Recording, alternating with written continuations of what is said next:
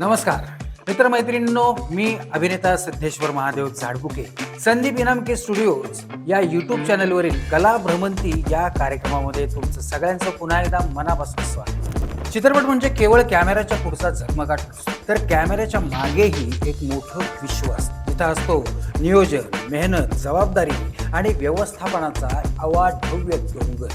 आज आपण भेटणार आहोत अशाच एका माणसाला, जो पडद्यामागचा खरा खेळाडू आहे. चित्रपट सृष्टीतील संगणकाचं बटन ज्याच्याकडे आहे असा कार्यकारी निर्माता प्रवीण वानखेडे. काही मोजक्या नावांनीच या भूमिकेला प्रतिष्ठा मिळवून दिली. त्यातलं एक नाव म्हणजे प्रवीणजी.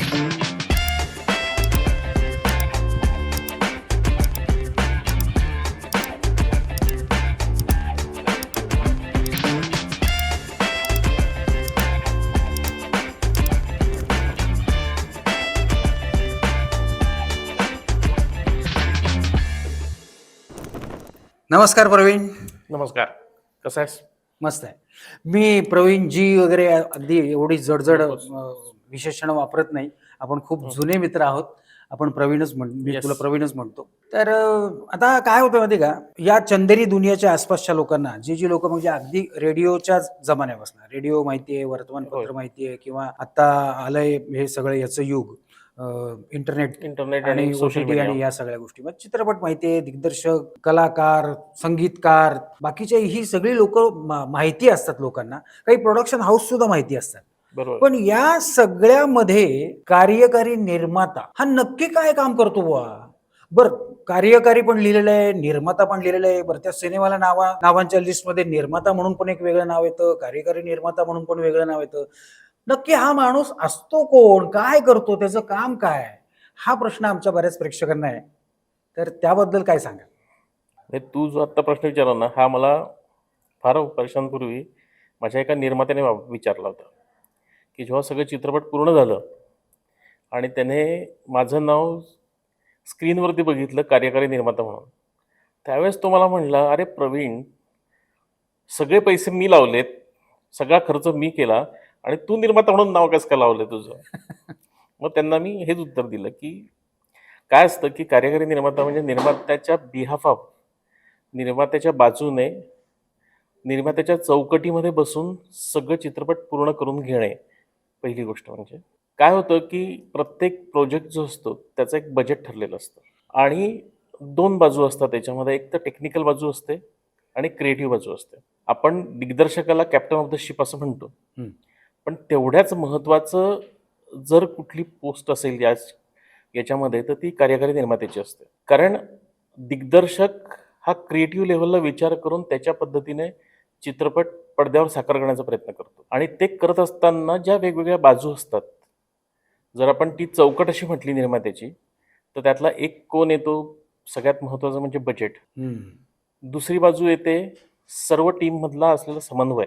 तिसरी बाजू येते की चित्रपटाच्या बजेटमध्ये अतिशय उत्तम पद्धतीने सगळ्यांकडनं काम करून घेणे. आणि शेवटची म्हणजे चौथी बाजू येते ती चित्रपट निर्मिती पश्चात जे डिस्ट्रीब्युशन असेल, वितरण असेल, वेगवेगळ्या ठिकाणून येणारा इन्कम सोर्स असेल, तो कसा येऊ शकेल, काय केलं पाहिजे चित्रपट झाल्यानंतर, या सगळ्यांबद्दलचा योग्य तो सल्ला निर्मात्याला देणे आणि त्याला आवश्यक असलेला चित्रपट त्याच्या बजेटमध्ये पूर्ण करून देणे, ही सगळ्यात महत्त्वाची बाजू जी असते ती या कार्यकारी निर्मात्याची असते.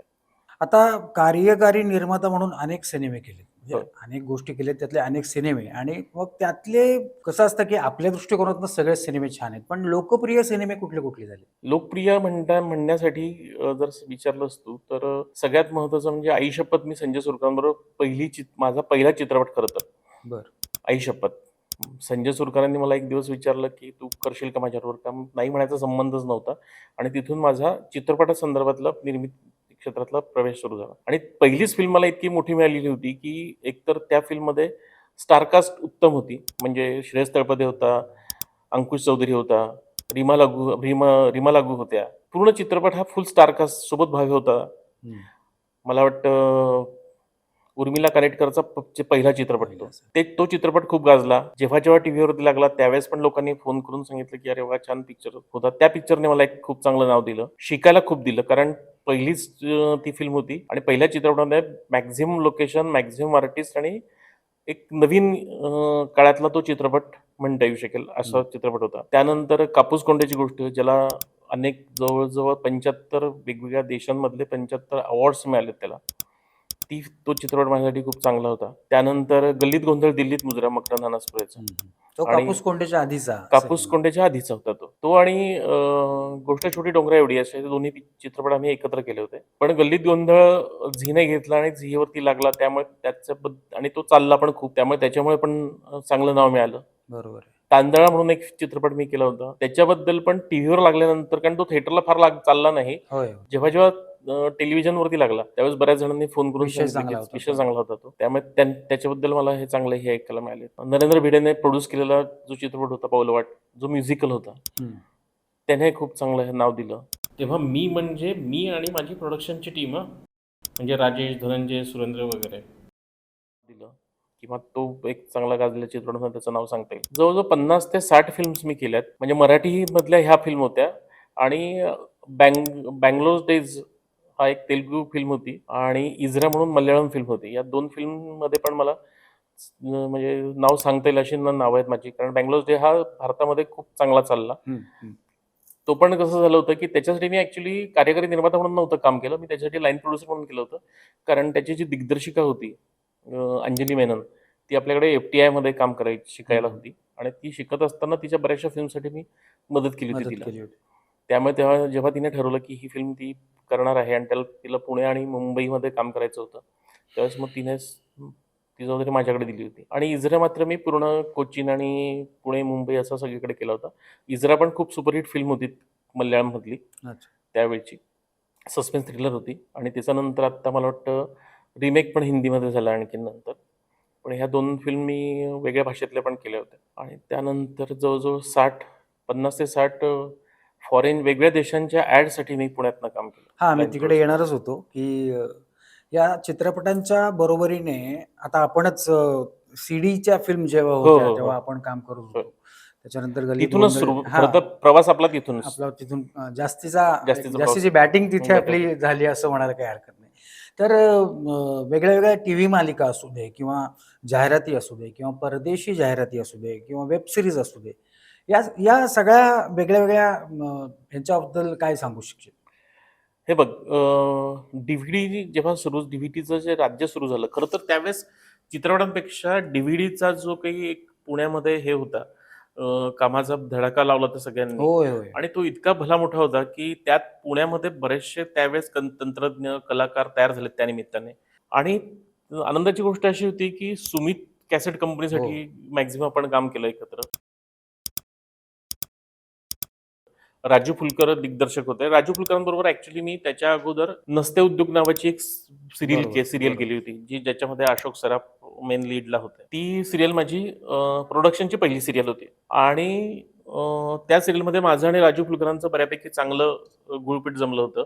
त्यानंतर त्याच्यानंतर पण त्यांनी 1-2 ठिकाणी कला दिग्दर्शनासंदर्भामध्ये, कारण माझं थोडंसं आर्ट्सशी पण रिलेटेड माझं अंग होतं, त्यामुळे त्यांनी मला एकदा जेव्हा मध्ये काही काम नव्हतं त्यावेळेस त्यांच्यावर मी काही रंगा गोडबोलेंसाठी काही टेलिफिल्म्स तयार होणार होते त्यावेळेस, त्याच्या कायसाठी आर्ट डिरेक्शनसाठी त्यांना सहाय्यक म्हणून मी काम केलं. 1-2 याच्यामध्ये मी कला दिग्दर्शन म्हणून पण काम केलं. आणि त्यानंतर परत जेव्हा सीडींचं काम सुरू करायचं ठरलं DVDचं, तर त्यावेळेस राजू फुलकरांनी मला विचारलं की प्रवीण आपल्याला काम आलेलं आहे आणि करायचं का? नाही म्हणण्याचा प्रश्न होता. त्यावेळेस मग निर्मिती म्हणजे प्रोडक्शनसाठी मी काम केलं. ते लेखक, दिग्दर्शक, आर्ट डिरेक्टर असं सगळ्याच भूमिका तेच घेत होते. आणि त्यामध्ये अनेक संतांवरच्या सीडी आपण त्यावेळेस केल्या आणि त्याच्यामध्ये दर महिन्याला एक असे प्रोजेक्ट व्हायचे. त्यामुळे फुल फ्लेज काम आपण जवळजवळ 3-3.5 वर्ष आपण त्यासाठी केलं. मला नाही वाटत कुठला संत त्यामध्ये सुटला असेल. त्यानिमित्ताने संतांवरचा अभ्यास झाला, संतांवरचं काय करता येऊ शकतं ते झालं. आणि बऱ्याचशा सीडींसाठी काम करता करता अनेक गोष्टी शिकायला मिळाल्या त्याच्यामध्ये, कारण सगळ्या गोष्टी पौराणिक आणि ऐतिहासिक असल्यामुळे बऱ्याच गोष्टींचा अनुभव त्यामध्ये मिळाला. अगदीच. त्याच्यानंतर जे परदेशी जाहिराती ज्या केल्यात त्याच्यामध्ये मुख्यत्वे शिकायला खूप गोष्टी मिळाल्यात. परफेक्शन काय असतं, त्याच्यानंतर टाइम बॉन्डिंग काय असतं, ते इतकं सुंदर तिथे शिकायला आणि प्रत्येक जाहिरातीमध्ये शिकायला मिळायचं. कारण वेगवेगळे दिग्दर्शक, वेगवेगळ्या देशातले वेगवेगळे दिग्दर्शक, वेगवेगळे कॅमेरामन यांच्याबरोबर काम करायची संधी मिळाली. त्यामुळे म्हणजे मला नाही वाटत कुठले देश राहिले असतील. म्हणजे अगदी जॉर्जिया, त्याच्यानंतर फ्रान्स, जर्मनी अशा सगळ्याच देशांसाठी मी कामं केली. वा. आणि मग मला कळायला लागलं की कुठल्या देशांच्या लोकांची मेंटॅलिटी काय आहे, मानसिकता काय आहे, हे पण कळायला लागलं त्यातनं. बर. म्हणजे उदाहरण द्यायचं झालं तर 2-3 वेगवेगळ्या फिल्म्स अशा होत्या, म्हणजे ऍड्स अशा होत्या की ज्या भारतात लागल्याच नाहीत, पण त्याच्यासाठी काम करण्याचा अनुभव खूप सुंदर होता. म्हणजे एक बियर आहे की जी भारतामध्ये विकली जात नाही, पण बाहेरच्या देशांसाठी करायची होती. आणि म्हणून त्याचा कन्सेप्ट असा होता त्या दिग्दर्शकाचा की एक ट्रेन आहे, पूर्ण ट्रेनमध्ये वेगवेगळ्या पद्धतीचे कॅरेक्टर्स बसलेले आहेत आणि त्या ट्रेनमध्ये त्या बियर घेतल्यानंतर काय त्यांचे रिॲक्शन्स आहेत हे त्याला टिपायच्या होत्या. अच्छा. आणि त्याच्यासाठी आम्ही जो रिसर्च केला होता त्याच्यामध्ये जी एजन्सी होती, जिने काम घेतलं होतं, त्यांनी वेगवेगळ्या ट्रेनचे जे लोकेशन्स होते, म्हणजे रोहा ते पनवेल, त्याच्यानंतर गोवा, जो एक रेल्वेचा ट्रॅक आहे, अशा व्हरायटी ऑफ जिथे बाहेरनं आणि आतनं म्हणजे बसलेल्या प्रेक्षकांना खिडकीतनं बाहेर काय दिसणार आहे आणि बाहेरनं ट्रेन आतलं शूट काय? करताना काय दिसणार आहे, अशी लोकेशन्स बघायची होती. त्यामुळे त्यांनी अगदी केरळमध्ये, पुण्यामध्ये, नंतर गोव्यामध्ये अशा वेगवेगळ्या ट्रॅक्सवरती त्यांची रेकी केली. म्हणजे मी त्याच्यातल्या 2 ट्रॅकसाठी रेकी आम्ही केली होती, ज्याच्यामध्ये आम्ही 5 जणांची टीम केली होती की जी 2 जण कारमधनं ट्रेन जशी जाते तसा ट्रॅक पकडून फोटो त्याच्याबरोबर काढायचे आणि 2 जणांनी ट्रेनमध्ये बसून फोटो काढायचे. असे आम्ही जो 2 महिने त्यासाठी रेकी करत होतो. त्याच्यानंतर नंतर एक ट्रॅक फायनल झाला. त्या ट्रॅकवरती जवळजवळ 450 लोकांचं विथ ऑडिशन, नंतर स्क्रीन टेस्ट झाल्यात, त्यांचे लुक टेस्ट झाल्यात आणि ती लोक फायनल जो साधारणतः त्यावेळेस मला वाटतं त्याचा जो हे होता, आर्टिस्ट कॉर्डिनेटर होता, त्याने जवळजवळ 7,500 ऑडिशन्स करून 450 लोक निवडली होती. बर. आणि मग त्या अख्खी ट्रेन हायर करून त्या ट्रेनमध्ये तो सगळा शूट झालेला होता. सोनी हँडीकॅमसाठी ऍड केली होती, जेव्हा ज्या कॅमेराला त्यांनी प्रोजेक्टर पण दिलेला होता, वाईमध्ये शूट केली. बर. आणि त्या ऍडमध्ये माझ्या आयुष्यातली सगळ्यात मोठी टीम मी म्हणेन, म्हणजे साधारणतः 1,500 लोकांचं युनिट त्या ऍडसाठी होतं आणि 3 दिवस आम्ही तिथे शूट करत होतो. कारण त्याचा जो कन्सेप्ट होता त्या कन्सेप्ट प्रमाणे त्याच्यामध्ये व्हरायटी ऑफ लोक जी पहिल्या शॉटमध्ये ती पुढच्या शॉटमध्ये त्याच्याबरोबर येतात, असा कन्सेप्ट असल्यामुळे जवळजवळ 1,500 लोक म्हणजे आर्टिस्ट आणि जवळजवळ 500 लोकांची टेक्निकल टीम, अशी 2,000 अरे वा. लोकांच्या टीमला मी हँडल करत होतो त्यावेळेस. त्यामुळे तो एक अनुभव खूप मोठा म्हणजे होता. असे एका वेळेला 20 सिनेमे सिनेमे हँडल हँडल करण्यासारखे. म्हणजे गाड्यांच्या पार्किंगसाठी माझ्याकडे 3 असिस्टंट होते की फक्त गाड्यांचे पार्किंग पाहिजेत, कारण 50 ते 60 गाड्या होत्या. त्याच्यानंतर सासवडमध्ये एक ऍड केली होती फोक्सवॅगनसाठी. 2 ऍड केल्या, त्या दोन्ही अशाच व्हरायटी होत्या. एकाच्या ऍडमध्ये त्यांना साधू पाहिजे होते. आता साधू पाहिजेत म्हटल्यानंतर मी आपलं दाढी असलेले आर्टिस्ट वगैरे असं शोधायला सुरुवात केली. त्यामुळे नाही मला खरे साधू पाहिजे. हटयोगीचे साधू आपण कुंभमेळ्यात वगैरे बघतो तसे त्यांना भोरच्या वाड्यामध्ये शूटिंग होणार होतं आणि त्याच्यासाठी त्यांना साधारणतः 40 ते 50 समथिंग साधू पाहिजे होते. नशिबाने त्यावेळेस आम्ही खूप शोधाशोध केली होती आणि नंतर खरे साधू आम्हाला मिळालेत. पण त्यांना मी घेऊन आलो. म्हणजे 2 बसेस भरून त्यांना मी एका ठिकाणी आणलं होतं आणि त्यांना शूटिंगला, बरं त्यांना कोणाचाही शूटिंगचा एक्सपिरियन्स नव्हता. आणि राजू फुलकरांच्या ह्याडसाठी ना मॅक्झिमम शूटिंग मी जे केलं ते सासवडमध्ये केलं. आता आपण ज्याच्यासाठी करतोय, खरं तर तोच त्याला कारणीभूत, त्याचे वडील कारणीभूत आहे असं म्हणता येईल. कारण सासवडमध्ये म्हणजे संदीप इनामके. संदीप इनामके. कारण काय झालं की जेव्हा आम्हाला असं लक्षात आलं की हे पुरातन शूटिंग करायचं असेल तर पुरातन मंदिरं पाहिजेत, पुरातन घरं पाहिजेत, पुरातन वाडे पाहिजेत आणि पुण्यापेक्षा सासवडला ते जास्त प्रमाणात त्यावेळेस मिळू शकणार होतं. म्हणून आम्ही सासवडला रेकी करायला गेलो. पुरंदरेंच्या अखत्यारीमध्ये या सगळ्या गोष्टी होत्या आणि पुरंदरेंची सगळी प्रॉपर्टी बघण्यासाठी तुकाराम इनामके म्हणजे आपल्या संदीपचे वडील त्यावेळेस ते सगळी प्रॉपर्टी बघायचे आणि त्यांच्याबरोबर बरेच कामं आम्ही तिथे जेवढी कामं केली, जवळजवळ तिथे गेला की तुकाराम इनामकेंना भेटायचं, चावी घ्यायची आणि काम सुरू करायचं, ही परिस्थिती. आणि त्यावेळेस संदीप फार लहान होता आणि नंतर जसं त्याचं ग्रॅज्युएशन कंप्लीट झालं, मला वाटतं त्याने आर्टमध्ये वगैरे केलं आणि मग त्याने एक दिवस तो असा मदतीला यायचा त्यावेळेस कुठल्याही, म्हणजे असं काही नाही आर्टच्या मदतीला असं नाही, प्रोडक्शनसाठी काही लागलं तर मग तो त्यांच्याबरोबर यायचा आणि तो काहीही अपेक्षा नसताना तो त्या कामामध्ये लक्ष द्यायचा, काम अंगावर घ्यायचा आणि काम करू लागायचा, झोकून देऊन काम करायचं. मग हळू लक्षात आलं की अरे याला अंग चांगलं आहे, हा चांगलं करू शकतो. त्यात आमच्याकडे एक आर्ट डिरेक्टर होता, त्याने त्याचं अंग ओळखलं आणि त्याने त्याला बऱ्यापैकी तिथे पुढे वाव दिला आणि नंतर हळूहळू आता आमच्याबरोबर तो काम करायला लागला आर्ट डिरेक्टर म्हणून. आता त्याला साहेब म्हणावं अशी परिस्थिती निर्माण झालेली आहे. आता तो चांगली प्रोड्युसर गोष्ट पण होईल आहे. चांगली गोष्ट लवकर. आहे. तर आता या सगळ्या गोष्टी झाल्या, पण म्हणजे आता सिनेमाचा कॅप्टन असं आपण म्हणतो, की बाबा या शिपचा कॅप्टन कोण आहे? तर दिग्दर्शक आहे असं दिग्दर्शक. म्हटलं जातं. मग कार्यकारी निर्माता सुद्धा त्या कॅप्टन्सीमध्ये असतोच ना? असतोच ना. कारण तो म्हणून तर म्हटलं ना, की दिग्दर्शक हा क्रिएटिव्ह बाजू बघतो आणि कार्यकारी निर्माता हा बजेटच्या अनुषंगाने ते कसं त्याचा क्रिएटिव्हिटी कशी ती उतरवायची किंवा त्या बजेटमध्ये कशी बसवायची याचा विचार तो करतो. हां, कारण काय झालंय, मागच्याच एपिसोडमध्ये आमच्या बजेट या मुद्द्यावर सुद्धा आम्ही बऱ्याच गोष्टी बोललेलो होतो. म्हणून आता तो मुद्दा परत नक्कीच. नाही आणि काढण्याचा. तो सगळ्यात महत्त्वाचा आहे. काय होतं, की कुठलंही म्हणजे आपण चित्रपट असंच न विचार करता, कुठलंही प्रॉडक्ट करताना म्हणजे आपण खरं तर चित्रपटाच्या बाबतीत विचार फार कमी वेळेस होतो, असं माझं म्हणणं आहे, की तुम्ही एखादी वस्तू बनवतायत विकण्यासाठी. म्हणजे अगदी आपण उदाहरण घेतलं, बिस्किटचा पुडा ₹5 ला आपण विकतो. तो जेव्हा तो फॅक्टरीमध्ये तयार होतो, त्यावेळेस तो असा विचार करत नाही, की जे काय होईल ते एक चांगल्या क्वालिटीचा पिक्चर आपला तो बिस्किट बनवायचा आहे आपल्याला आणि ते बघू आपण कितीला विकलं जातं, असा विचार होत नाही. त्यांचं ठरलेलं असतं, की पहिल्यांदा मला हा ₹5 ला विकायचा आहे. मग याची प्रोडक्शन कॉस्ट माझी ₹3 कंपल्सरी राहिली पाहिजे. हे गणित जसं प्रत्येक क्षेत्रात मांडलं जातं ना, तसं आपल्या क्षेत्रामध्ये दुर्दैवाने तेवढ्या स्ट्रॉंगली ते मांडलं जात नाही. हं, हं.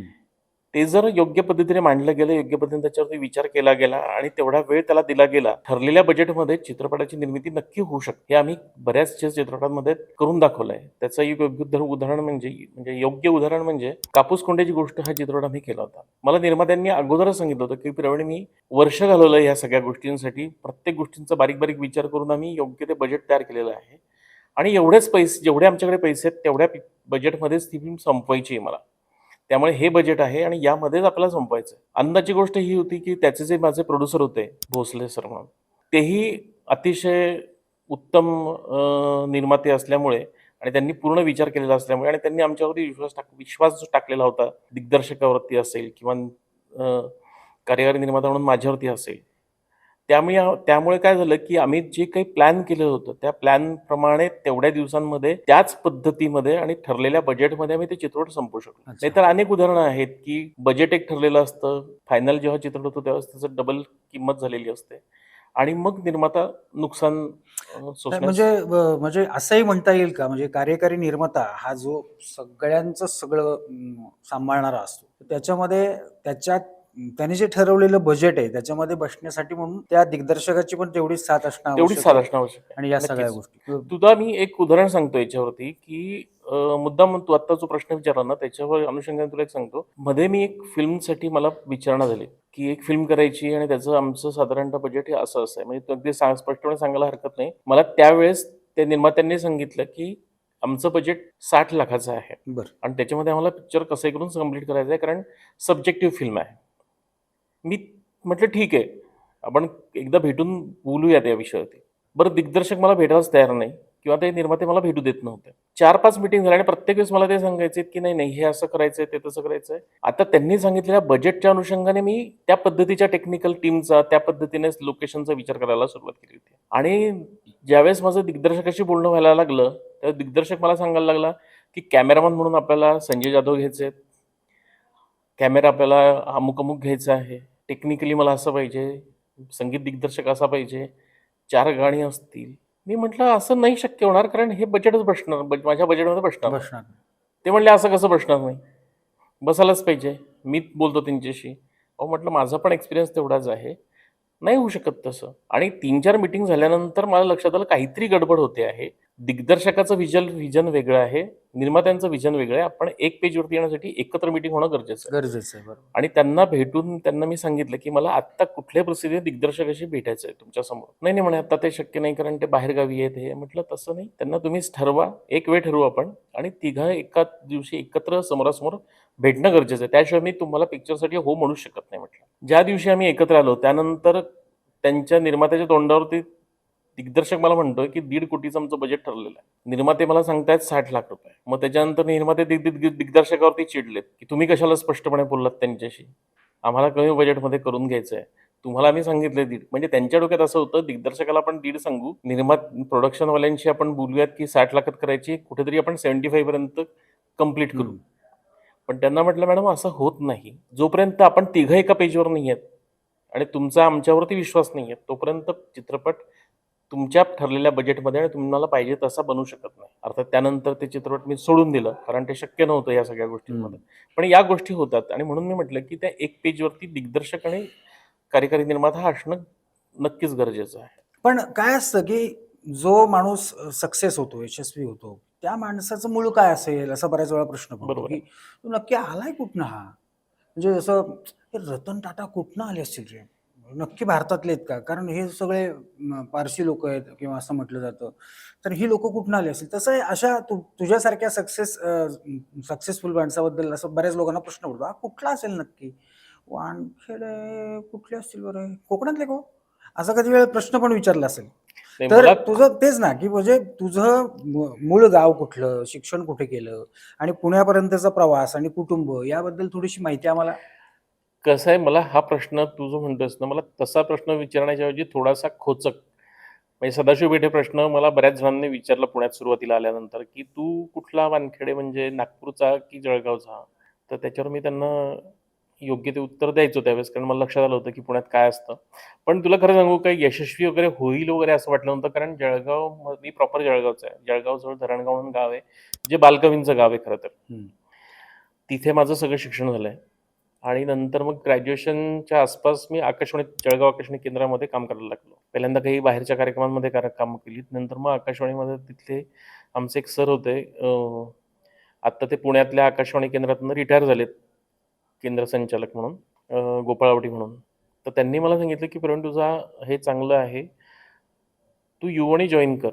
त्यासाठी काही परीक्षा असतात, त्या परीक्षा दे." आणि परीक्षा देऊन त्यांनी मला जॉइन करून घेतलं. जॉइन म्हणजे काय, आम्ही कॅज्युअल आर्टिस्ट होतो. म्हणजे महिन्यातनं 7 दिवस किंवा 8 दिवस काम करावं लागायचं. पण मी तिथे जवळ-जवळ 4 वर्ष काम करायला लागलो, की वेगळे. नाही, नाही. आणि म्हणजे मला असं विचारायचं होतं, की काम म्हणजे भाषा चांगली नाही, नाही, होती म्हणून. भाषा नाही, खरं सांगायचं तर खानदेशी होतो मी. आत्तासुद्धा माझ्या भाषेवरती माझं प्रभुत्व नाहीये. पण त्यावेळेस तर मी खूप स्पीडमध्ये बोलायचो. पण त्यांच्या एक लक्षात आलं होतं, कारण मी कॉलेजमध्ये असताना नाटक करत होतो, ॲक्टर म्हणून काम करत होतो. हं. संदीप मेहता जो आपला होय, होय. मराठीतला मोठा ॲक्टर आहे, तो पण जळगावचा आहे. मला तो सीनियर होता. पण आम्ही एकत्र काही कामं केलेली होती किंवा जळगाव. आणि त्यावेळेस कसं झालं होतं, की जळगावमध्ये नाट्य चळवळ ही खूप मोठ्या प्रमाणावर होती. म्हणजे तिथे वेगवेगळे ग्रुप्स होते, वेगळे, आणि त्यांची कीर्ती पुण्यापर्यंत, मुंबईपर्यंत पोहोचलेली होती. असे सगळे ग्रुप होते आणि त्यांच्याबरोबर मी काम करत होतो. पुण्यात धरणगाव कॉलेजमधनं पण काम करत होतो. त्यामुळे थोडंसं नाटकाचं आणि याचं अंग होतं. आकाशवाणीत गेल्यानंतर माझी भाषा थोडी साफ झाली. खानदेशी शब्द कमी झालेत आणि बोलण्यात थोडासा एक त्यांनी मला जे स्पीडमध्ये बोलायचो मी, ते कमी केलं. पण तिथे काम करणं म्हणजे मी तिथे अनाउन्सर म्हणून पण काम केलं. हं, हं. तिथे मी कार्यक्रमांचं संचालन पण केलं. कार्यक्रमांचं रेकॉर्डिंग पण केलं. इव्हन काही अनेक स्क्रिप्ट लिहिल्या, अनेक नवीन-नवीन कार्यक्रम तयार केलेत. त्यातले 2 कार्यक्रम असे होते, की ज्याला म्हणजे सगळ्या भारतातल्या आकाशवाणी केंद्रांमध्ये त्यांच्या कार्यक्रमांची स्पर्धा होते. त्यातला एक मी जो कार्यक्रम केला होता, त्याला दिल्लीमध्ये म्हणजे पुरस्कृत पण केलं गेलं होतं दिल्ली हं, हं. केंद्राकडनं. असा कार्यक्रम होता. इव्हन जळगाव आकाशवाणी केंद्राने ययाती आणि देवयानी नावाची जी कादंबरी आहे, त्या नाटकाचं नाट्य वाचन केलं होतं आणि ते वेगवेगळ्या मराठी आकाशवाणी केंद्रांवरती लागलं होतं. बरं. त्यावेळेस ते खूप गाजलं होतं. त्याच्यातल्या अनेक भागांचं रेकॉर्डिंग मी केलं होतं. जरी युवानेला असलो, तरी आम्ही जवळ-जवळ मी सगळीकडे काम केलं. आणि अशी परिस्थिती झाली होती नंतर, की तिथले लोकं आम्हाला सांगायचे, "अरे जा घरी आता." कारण आमचं 7 दिवसांचं पेमेंट मिळायचं, पण महिनाभर आम्ही आकाशवाणीतच असायचो.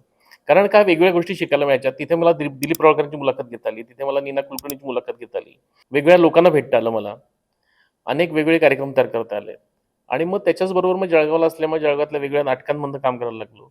आणि मग असं वाटायला लागलं, की काहीतरी केलं पाहिजे या क्षेत्रामध्ये. पण समोर असं झालं होतं, की त्या पिरियडमध्ये काही गोष्टी अशा विचित्र घडल्यात, की त्यामुळे जवळ-जवळ 2 वर्ष मी नैराश्यामध्ये गेलो, की आपण आयुष्यात काही करू शकणार नाही, अशा स्टेजपर्यंत गेलो आणि माझा संपूर्ण कॉन्फिडन्स गेला त्या पिरियडमध्ये. अगदी इथपर्यंत, की आता संपवून टाकायला पाहिजे. आपल्याला कोणीच वाली नाहीये किंवा आपल्याकडनं काही घडू शकणार नाही. इथपर्यंत नैराश्य आलेलं होतं. पण काय होतं, की माझं थोडंसं ड्रॉइंग चांगलं होतं किंवा कला चांगली होती. मी रांगोळी वगैरे काढायचो घराच्या बाहेर. त्या लोकांना आवडायच्या रांगोळी. आणि एक दिवस असं झालं, की माझा एक समोर राहणारा मित्र होता. त्याचा भाऊ माझ्याकडे आहे दुकानावरती. आईचं एक दुकान होतं कॉस्मेटिक जनरलचं. तर ते पण मी आईच्या इतर वेळेत फावल्या वेळामध्ये मी ते सांभाळायचो. तर तो म्हणला, "अरे काय इथे बसून टाईमपास करतोयस? तू एक काम कर, जा पुण्याला. पुण्यात काहीतरी घडेल तुझं." बरं लोकांना पुण्यात जाताना काय लागतं? तर राहण्याची व्यवस्था लागते आणि खाणं लागतं. तुला तिथे 2 पैसे द्यायची गरज पडणार नाही कारण मंगेशचा फ्लॅट आहे स्वतःचा. त्याचं खाणं-पिणं पण तिथे तो तुझं करील. जा तिथे आणि तिथे राहून बघ काय होऊ शकतंय. तोपर्यंत मी खरं सांगितलं तर पुण्यात आलेलो नव्हतो. पुणं बघितलेलं नव्हतं. त्याच्या बोलण्याचा परिणाम असा झाला, की ज्या दिवशी तो बोलला त्याच्या दुसऱ्या दिवशी संध्याकाळी मी गाडीमध्ये बसून पुण्याला आलेलो होतो. अच्छा.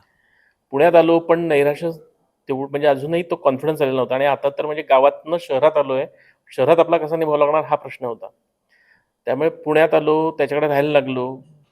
वडिलांनी त्यावेळेस मला येताना काहीतरी ₹3,000-4,000 दिले होते आणि वडील आईकडे असे म्हणले होते, की काही घडणार नाही. फार-फार काय होईल, पैसे संपले की येईल परत. पण त्याला बघू दे त्याच्यावरती काय करता येऊ शकतं. अच्छा, बरोबर. आणि आईने ते सांगितल्यामुळे माझ्या डोक्यात हे होतं, की नाही आता परत जायचं नाही आपल्याला. म्हणजे परतीचे दोर परतीचे कापले. दोर कापून टाकलेले होते. पण तरी पण कॉन्फिडन्स नव्हता. म्हणजे अक्षरशः असं व्हायचं, की रोज माझा मित्र मला सकाळमधल्या छोट्या-छोट्या जाहिरातींमधनं कट करून द्यायचा आणि इथेच नोकरीला जा, तिथे नोकरीला जा सांगायचा. मी तिथपर्यंत जायचो. पण मला असं वाटायचं, की इथे जाऊन आपल्याला विनाकारण अपमान होईल. त्यापेक्षा जायला नको असं म्हणून टाळायचो मी.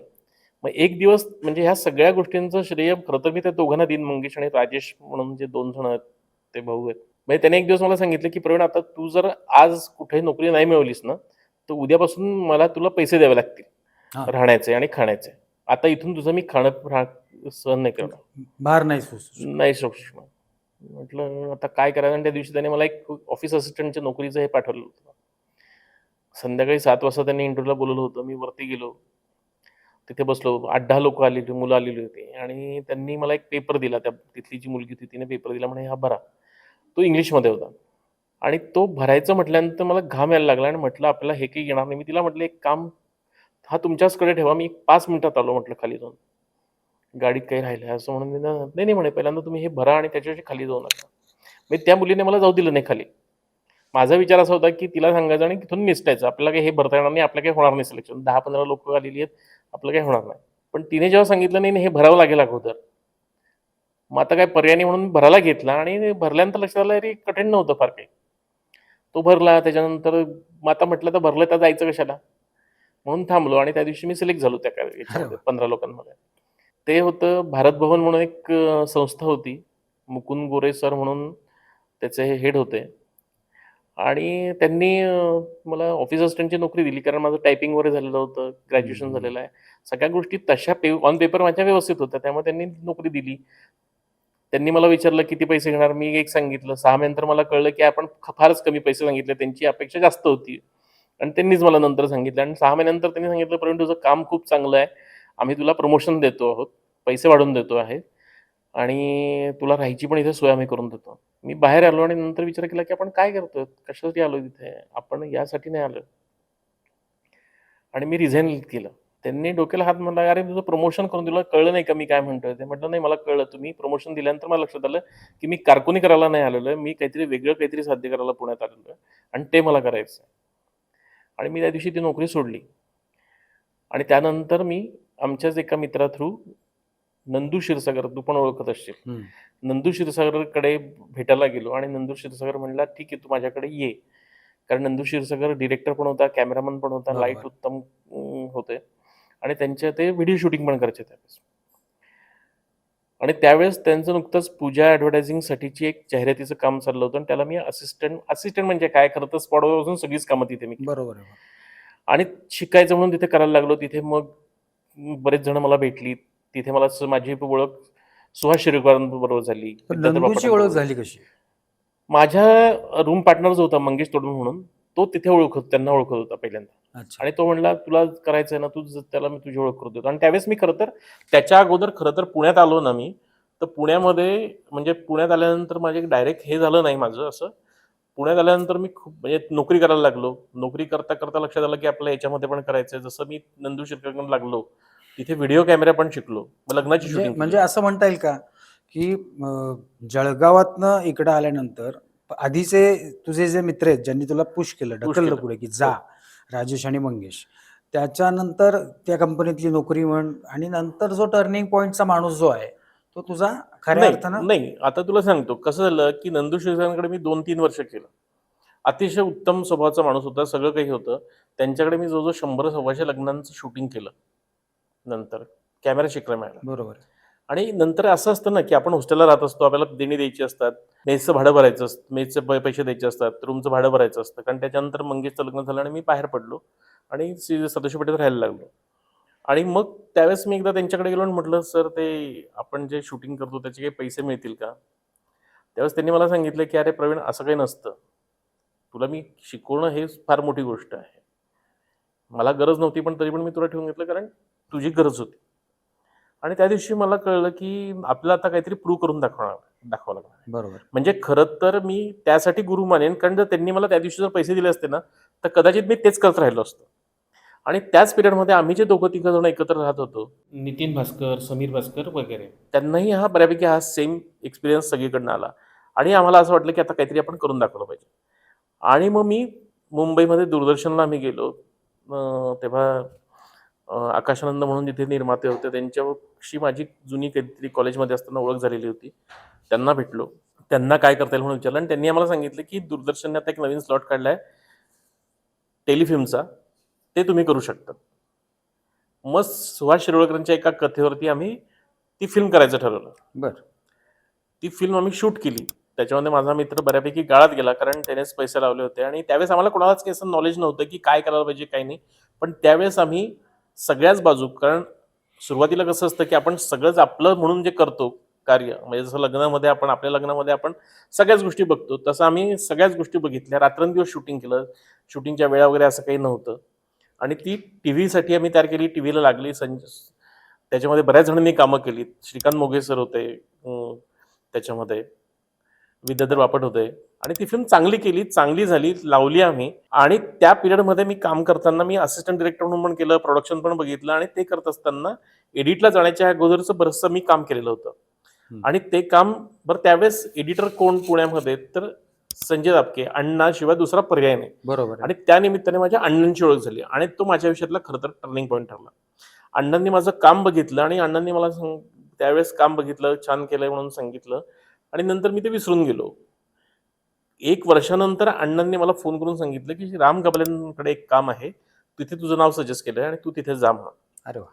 आणि मग तिथून माझा खऱ्या अर्थाने प्रवास सुरू झाला. मग तोपर्यंत मी काय करायचं हे निश्चित नव्हतंच, पण जे मिळेल ते करायचं या पद्धतीने मी राम गबाले सरांकडे गेलो. राम गबाले सरांबरोबर मी काही ॲडसाठी काम केलं, काही फिल्म्स केल्यात. दिनूचं बिल म्हणून एक चिल्ड्रन फिल्म सोसायटीसाठीची एक फिल्म होती. त्याच्यामध्ये मृणाल कुलकर्णी होत्या, जयराम कुलकर्णी होते, आशा काळे होत्या. त्यांच्याबरोबर आम्ही कामं केली आणि त्यामध्ये मी ती फिल्म खरं तर फिल्म फॉर्मॅटला केलेली पहिली फिल्म होती, निगेटिव्हवरती. मग त्याच्यामध्ये निगेटिव्ह काय असतं, काय नाही आणि त्याला डिरेक्शनला मी असिस्टंट डिरेक्शन म्हणून त्यांच्याबरोबर काम करत होतो. आणि त्यांच्याकडची सगळीच कामं म्हणजे ते एक्सपायर होतोपर्यंत मी त्यांच्याबरोबर बऱ्याचशा कामं केली. तिथून तिथे ते करत असताना माझ्या लक्षात आलं, की आता आपल्याला ओळख वाढवण्यासाठी काही गोष्टी करायला पाहिजेत. मीनव्हाईल मी पुण्यात आल्यानंतर काय झालं होतं, की एकदा माझी दाम्याबरोबर म्हणजे विजय मिश्राबरोबर एकदा ओळख झाली बसमध्ये. अच्छा. कारण ते नाटकाची एका एकांकीची प्रॅक्टिस करत होते आणि मी म्हटलं, "तुम्ही नाटकवाले का?" आणि मग आमचे नाटकवाले म्हणून मैत्री झाली. मग त्या मैत्रीचं रूपांतर असं झालं, की त्याने नंतर जेव्हा इप्टाकडनं नाटक बसवणं चाललं होतं, हं, हं. ज्यात वसंत शिंदे पण होते आणि त्या नाटकामध्ये मला काम करायला मिळालं आणि मग तिथे हळूहळू माझी पुण्यातल्या लोकांबरोबर ओळख झाली. भरतनाट्य मंदिर का म्हणजे काय असतं ते कळालं आणि मग बरेचसे त्यांच्याबरोबर आम्ही शो केलेत. पण माझं त्यावेळेस असं लक्षात आलं, की आपल्या याच्यामध्ये वेळ खूप जातोय आणि त्यामानाने काम खूप कमी होतंय. पैसे हा विषयच नव्हता. त्यामुळे मी थोडं नाटक थांबवलं. माझं जर्नलिझम पण झालेलं होतं. त्यामुळे मी हे जे आहे युनिक फीचरसाठी लिहायला सुरुवात केली. हं. मुलाखतींवरती आधारित. जेणेकरून माझा विचार असा होता, की लिखाणाची पण सवय होईल बरोबर. आणि वेगळ्या लोकांना भेटणं होईल. आणि त्यातनं मी त्या सुवर्णयुगाचे साक्षीदार म्हणून एक सीरीज लिहिली मुलाखतींवरती आधारित. ज्याच्यामध्ये मी श्रीराम लागूंपासून निळू फुलेंपर्यंत बऱ्याच जणांच्या मुलाखती घेतल्यात. अरे वाह! त्याच्यामध्ये मी मुलाखत घेतली होती संजय सुरकरांची पण. त्याच्यानंतर शिवराज गोरलेंची पण घेतली होती. शिवराज गोरलेंची मुलाखत घेतल्यानंतर शिवराज गोरलेंनी मला ऑफर दिली, की तू माझ्याबरोबर लिखाणासाठी असिस्ट करशील का म्हणून. आणि मग त्यावेळेस ते महेश कोठारेंसाठी खतरनाक चित्रपट लिहित होते. तर त्या चित्रपटाचं सगळं स्क्रिप्ट होतं. ते माझ्या हस्ताक्षरामध्ये होतं आणि काहीच म्हणजे फार मी काही त्यांच्यापुढे फार हे होतो, नवीन होतो. पण ते माझ्याबरोबर डिस्कस करायचे, त्याचा मला आनंद वाटायचा, की एखादा सीन त्यांना वाटला, की असा पाहिजे, ते माझ्याबरोबर डिस्कस करायचे आणि त्याचा आनंद मिळाला.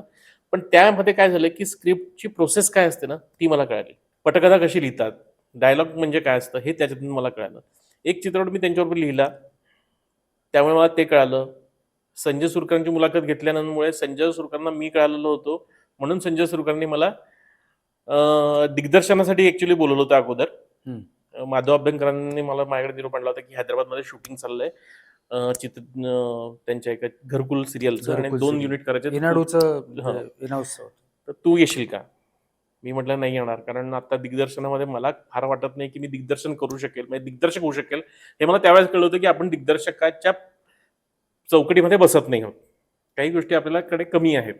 त्यामुळे मी दिग्दर्शनासाठी नाही म्हणलो त्यांना आणि म्हटलं मग त्यावेळेस त्या ठिकाणी माधवबरोबर असताना माझं ठरलं, की आपलं प्रोडक्शन करायचं आहे. कारण मला त्यातली एक गोष्ट भावलेली होती, की निर्मात्यापासून स्पॉटबॉयपर्यंत सगळ्यांशी तुमचा कनेक्ट असतो. अगदीच. बाकी कुठल्या डिपार्टमेंटचा नसतो. आणि त्याच्यामध्ये चॅलेंजेस खूप आहेत हे मला कळालं होतं. त्यामुळे ते करूयात म्हणून ठरलं आणि मी त्या दिवशी निर्णय घेतला, की आपण हे करायचं आणि त्याच्यानंतर महिनाभरामध्ये मला नसते उद्योग ही सीरियल मिळाली होती. तर साधारणतः म्हणजे धरणगावमध्ये एज्युकेशन, आकाशवाणी तर इथून नाटक, नाटकाबरोबर लिखाण असं करत त्या स्ट्रगलिंग पिरियडमुळे मला हळू कळत गेलं, की आपण काय होतोय. पण तरी पण काय झालं माहिती आहे का? म्हणजे तुला सांगायला आवडेल मला, की एक स्टेज अशी आली, की आपण हे सगळं करतोय, पण घडत काहीच नाहीये. असा पण एक फेज आला आणि लक्षात आलं, की म्हणजे मी ते करत असताना मी ॲक्चुअली काय केलं होतं, की ह्या नोकरी जी तुला म्हटलं ना, ऑफिस असिस्टंटची नोकरी करत असताना मी कॉम्प्युटर डिझायनिंगचा पण कोर्स केला, त्या मिळणाऱ्या पैशांमधनं. त्याचा मला फायदा झाला, की पुढे मला एक नोकरी मिळाली. पण त्याच्या अगोदर एक फेज असा होता ना, की हे सगळं करताना मला लक्षात आलं, की पैसे मिळत नाहीयेत हे सगळं. आपण सगळं करतो, पण याच्यात फार पैसे मिळत नाही आणि आपलं खर्च निघत नाही. भागत नाही आणि त्यामुळे. मी आलो 94 मध्ये आणि तोपर्यंत 94 ला आलो, 95, 96 आलेलं होतं आणि 2 वर्षात आपण फार काही करू शकलो मग ना. तोपर्यंत तुझं लग्न झालेलं होतं का? नाही. मी हॉस्टेलमध्ये आम्ही वर्किंग हॉस्टेलला मी राहत मुलं-मुलं राहत होतो सगळे आणि त्यावेळेस मी निर्णय घेतला, की आपलं काहीतरी ठरवलं पाहिजे. म्हणून मी वडिलांना सांगितलं, की एक दिवस भेटून सांगितलं, की नाही होत आहे माझ्याकडनं. मला नाही वाटत तिथे काही घडू शकेल म्हणून. त्यामुळे परत येतो गावी. त्यावेळेस मला वडिलांनी मात्र खूप चांगल्या पद्धतीने हे केलं, की ते म्हणले, "तू इतके वर्ष 2 वर्ष जरी करतोयस ना, आपली अशी परिस्थिती नाही, की तुला मी हे करू शकणार नाही. काय होईल आणखीन 6 महिने तुला लागतील. ट्राय करून बघ. नाही झालं तर आम्ही आहोतच." हा त्यांनी जेव्हा मला सपोर्ट केला ना, त्यानंतर असं झालं, की मी परत पुण्यामध्ये आलो आणि त्याच्या तिसऱ्या दिवशी मला एका कंपनीमध्ये कॉम्प्युटर डिझायनर म्हणजे डिझायनिंगचं एक काम बरोबर. म्हणजे हे होती इंटरनॅशनल कंपनी होती. म्हणजे एम्ब्रॉयडरी तयार होते ड्रेस मटेरियलवरती. त्याचं डिझायनिंगचं काम होतं आणि तिथे मला नोकरी लागली आणि माझं हळू लाईफ सेट व्हायला लागलं. बरं लाईफ सेट होत आहे म्हटल्यानंतर, नोकरी लागली म्हटल्यानंतर घरच्यांनी लग्न ठरवून टाकलं. पण आपली आवड सुटत नव्हती आणि जेव्हा मी पहिली सीरियल केली, ती नोकरी करत असताना केली. पण तिथे एक फायदा काय होता, मला 3 शिफ्टमध्ये काम असायचं आम्हाला. त्यामुळे त्यावेळेस मी काय करायचो, की सकाळी शूटिंग करायचो आणि नाईट शिफ्ट तिथे घ्यायचो आणि नाईटला कामाला जायचो. नसते उद्योग करत असताना मी बऱ्याच वेळा असं केलं, की दिवसभर हडपसरमध्ये शूटिंग केलंय आणि रात्री 11 नंतर औंधला ड्युटीवरती गेलेलो आहे. पण एक स्टेज अशी आली, की त्यानंतर मी मला वाटतं दुनियादारी सीरियल त्यावेळेस मी करत होतो. सतीश राजवाडे डिरेक्ट करत होता आणि त्यावेळेस अल्फा मराठी होतं ते आणि सुहास शिरवळकरांच्याच कादंबरीवरची दुनियादारी सीरियल उत्तम चालली, त्याचं मी प्रोडक्शन करत होतो आणि त्यामुळे माझं असं व्हायला लागलं होतं, की महिन्यातले 28 दिवस रजा पडायला लागल्या होत्या. 2 महिने असं झालं, की 28 दिवस रजा. मग त्या कंपनीची जी हेड होती तिने येऊन सांगितलं, की "प्रवीण आता हे अति होतंय. तुला आता काहीतरी ठरवावं लागेल." तिला माहिती होतं मी काय करतोय ते. पण तुला ठरवावं लागेल कारण असं चालणार नाही.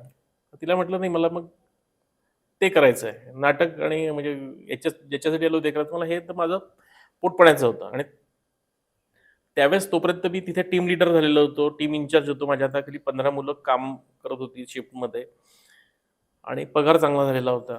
सगळं सेट होतं खरं तर. पण त्यावेळेस मग मला म्हटलं, की "नाही, नाही मला हेच करायचंय."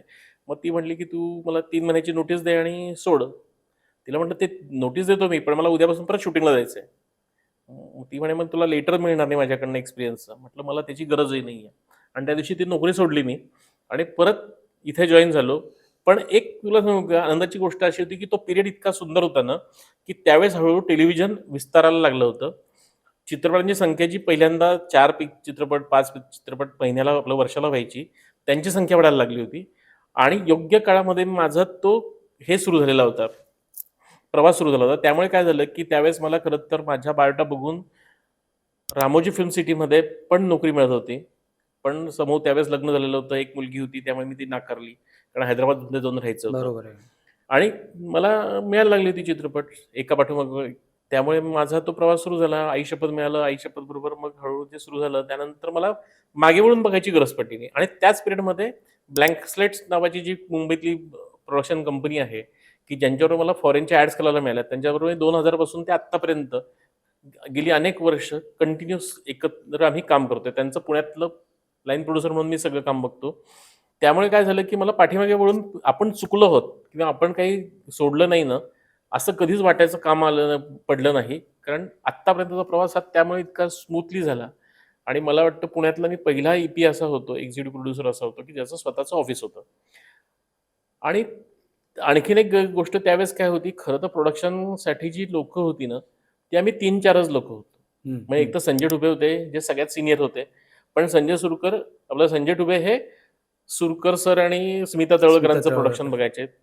पटवर्धन होता, मंदार पटवर्धन. मंदार पटवर्धन पूर्णपणे रंगा गोडबोलेंचं काम रंगाबरोबर. बघायचा. बरोबर. त्यामुळे बाहेरनं काम करणारा मी एकटा असल्यामुळे मला बाहेरची कामं मिळायला लागली. त्याच्यामध्ये मला मग एकता कपूरचं काम आलं. मी सास भी कभी बेहू ही जी सीरियल आहे, जी माइलस्टोन मानली जाते आत्तापर्यंतच्या इतिहासामध्ये. त्या सीरियलचं अनेक भागांचं पुण्यातलं सगळं शूटिंग मी केलंय. त्याच्या पहिल्या 5 दिवसांचं शूटिंग मी केलंय.